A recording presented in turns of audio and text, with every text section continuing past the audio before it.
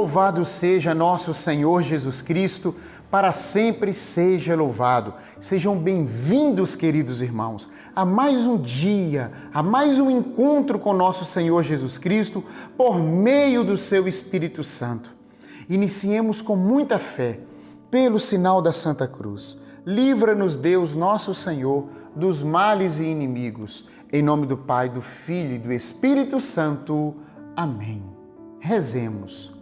Vinde, Espírito Santo, vinde por meio do Imaculado Coração da Virgem Maria, filha predileta de Deus Pai, mãe de Deus Filho e vossa amadíssima esposa. Amém. Nosso Senhor Jesus Cristo, com o Pai e com o Espírito Santo, que são os nossos criadores, nos fez para o céu, para o bem.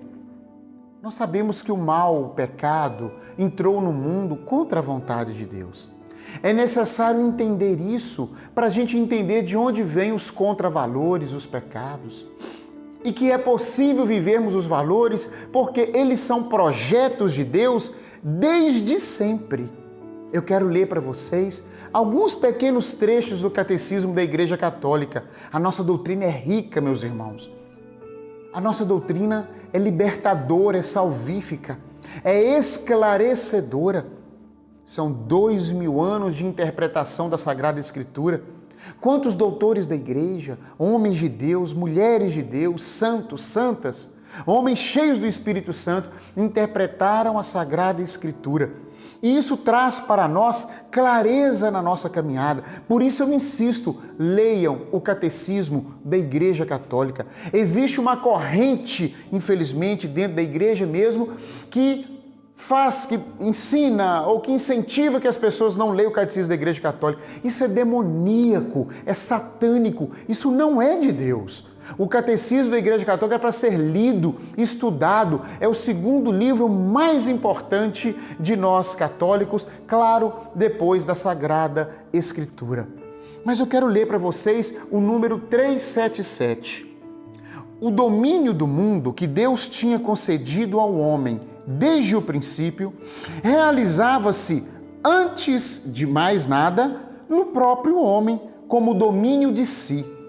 O homem era integrado e ordenado em todo o seu ser, porque livre da tríplice concupiscência. E o que é a tríplice concupiscência? É a concupiscência da carne, a concupiscência dos olhos e a soberba da vida. O homem era livre disto.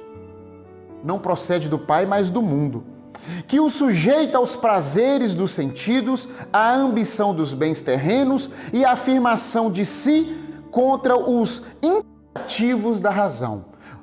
Número 380. Formastes o homem à vossa imagem e lhe confiastes o universo. Deus formou o homem à sua imagem, confiou o universo ao homem. Olha que poder que Deus deu para o homem, que autoridade, que honra sublime o homem lá no paraíso recebeu de Deus. Para que, servindo-vos unicamente a vós, seu Criador, exercesse o domínio sobre todas as criaturas. Deus fez o homem para dominar a si mesmo e todas as criaturas. Mas em seguida veio a queda do demônio, a queda do homem. Catecismo da Igreja número 400. A harmonia em que viviam, graças à justiça, à santidade original, ficou destruída. O domínio das faculdades espirituais da alma sobre o corpo foi quebrado. A união do homem e da mulher ficou sujeita a tensões. As suas relações serão marcadas pela avidez e pelo domínio. A harmonia com a criação se desfez.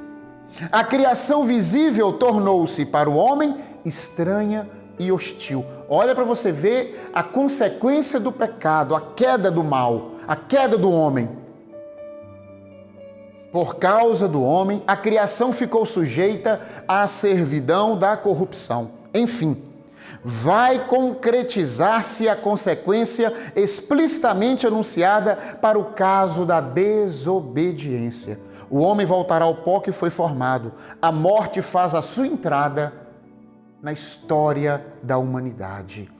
O homem caiu, o homem pecou, o homem quis ser como Deus, O homem virou as costas para Deus.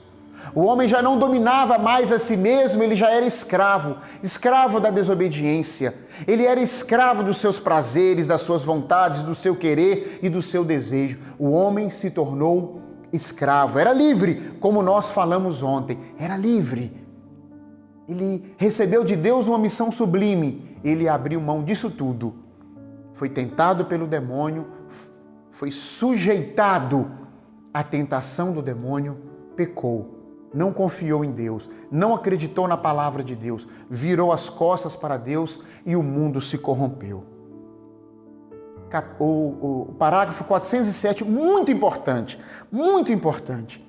Pelo pecado dos primeiros pais, Adão e Eva, o diabo adquiriu um certo domínio sobre o homem. Deus fez a criação e deu poder e autoridade para o homem. Como o demônio não podia nada na criação, tentou o homem. Então o demônio, o diabo, dominando pelos prazeres, pelo pecado, o coração do homem, dominava assim todo o mundo. Olha que armadilha do inimigo. Já que eu não posso contra Deus, eu posso contra a sua criação. Seduziu, enganou, tentou e corrompeu o coração do homem. Embora o homem permanecesse livre, o pecado original traz consigo a escravidão sob o poder daquele que possuía o império da morte, isto é, o diabo. Ignorar que o homem tem uma natureza ferida, inclinada para o mal, dá lugar a graves erros no domínio da educação, da política, da ação social e dos costumes da humanidade. Dizer que o coração nosso não é ferido e machucado, não é inclinado ao mal, é um erro. Nos ensina a doutrina da Igreja Católica. Como consequência do pecado original, a natureza humana ficou enfraquecida nas suas forças e sujeita à ignorância, ao sofrimento e ao domínio da morte. E inclinada para o pecado, inclinação essa que se chama concupiscência. Mas não parou na queda, não parou na desgraça, não parou no pecado, porque o homem, Deus não fez o homem para ficar longe do homem. Deus nos ama, nos quer bem. Então veio a salvação, o Salvador, nosso Senhor Jesus Cristo. A nossa vida ficou descontrolada. O demônio dominava sobre o coração do homem. O demônio dominava assim toda a criação. Nos ensina a doutrina da Igreja Católica, mas Deus não fez o homem para isso. Por isso Deus nos deu o Salvador. Por isso Jesus Cristo é a pessoa mais importante da nossa vida. Por isso nós devemos amá-lo, servi-lo, adorá-lo e buscar conhecê-lo. Por isso temos que estreitar os laços da nossa amizade com nosso Senhor. Por isso nós temos que fazer o que Ele manda, quebrando assim a maldição da desobediência de Adão e de Eva. Por isso clamamos o Espírito Santo, porque sem a graça de Deus nós não conseguiremos. Veja o que está escrito em Tito, capítulo 2, versículo 11. Manifestou-se com efeito a graça de Deus, fonte de salvação para todos os homens. Veio para nos ensinar a renunciar à impiedade e às paixões mundanas e a viver neste mundo com toda sobriedade, com toda moderação, com toda justiça e com toda piedade. A graça de Deus veio por meio de nosso Senhor e Salvador Jesus Cristo. O nosso coração é livre para escolher viver conforme a vontade de Deus, voltar aos desígnios do Senhor, viver o primeiro amor de nosso Deus. Eu e você somos capazes, por causa de Jesus, pela força do Espírito Santo, a experimentar a santidade que é para mim e é para você. Deus não nos pediria santidade, meus irmãos, se não nos desse os meios e as condições de vivê-la. Na expectativa da nossa esperança feliz, a aparição gloriosa do nosso grande Deus e Salvador, nosso Senhor Jesus Cristo. Só há uma maneira de nós vivermos em comunhão com Deus. É como a parábola da peneira. 3 discípulos estavam caminhando com seu mestre numa manhã. E então perguntaram: Senhor, como a gente faz para ficar cheio do Espírito Santo? E o mestre então respondeu: vá até o rio, cada um de vocês, leve uma peneira, enche-as de água e traga-as até a mim. Eles acharam aquilo muito estranho, mas obedeceram. Cada um pegou uma peneira, foram até o rio e tentaram encher a peneira de água. Rapidamente, dois já tentaram, viu que não tinha jeito, voltou para falar com o seu mestre. Um deles ficou ali mais um pouquinho, mas também desistiu. E os três voltaram e disseram: é impossível encher uma peneira de água. E o seu mestre respondeu: sim, é impossível.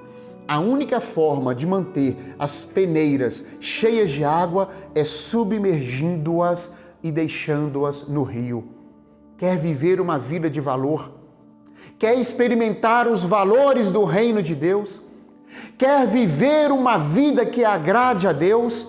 Então mantenha a peneira do seu coração submergida na água viva do Espírito Santo, por meio da oração, por meio da vivência dos sacramentos que a Igreja Católica Apostólica Romana ministra salvificamente para todos os fiéis.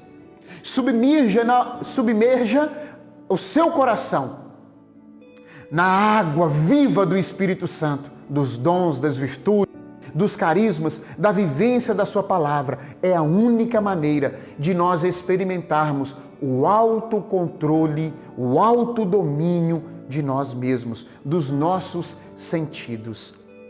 Vamos orar. Senhor Jesus Cristo, nos aproximamos do Senhor junto com aquela que está imergida no Espírito Santo, na Trindade Santa, porque ninguém tem uma relação tão estreita com a Santíssima Trindade quanto Nossa Senhora, filha predileta de Deus Pai, mãe de Deus Filho e esposa do Divino Espírito Santo. É por intercessão dela que nós pedimos que o nosso coração seja preenchido com o Espírito Santo e que o Senhor nos conceda a graça do autodomínio, do autocontrole. Ajude-nos, Senhor, a controlar o nosso olhar, o nosso ouvir, a nossa língua, os nossos pensamentos e sentimentos, o nosso comportamento, a nossa vida, de tal forma que orientemos todo o nosso ser para aquilo que te agrada, para um dia, vencendo aqui na terra, possamos gozar da eterna felicidade no céu. Enche-nos, Senhor, com seu Espírito Santo. É o que nós te pedimos, em nome de Jesus. Amém. Quero vê-los aqui amanhã, cheios do Espírito Santo e com esperança para orar ao Senhor nosso Deus. Que desça sobre nós a bênção do Deus Todo-Poderoso, Pai, Filho e Espírito Santo. Amém. São Padre Pio, rogai por nós.